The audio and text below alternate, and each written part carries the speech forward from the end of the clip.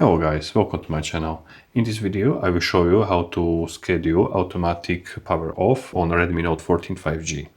So first tap on the settings, scroll down and tap on battery. Now tap on additional features and schedule power on/off. Here I will choose scheduled power off. I will leave time as it is at midnight, but change frequency. For example, I want to power off my phone automatically at Monday, Wednesday and Friday. Okay, and now I need to confirm with a check mark and it is set. Okay guys, that's all. Thank you for watching.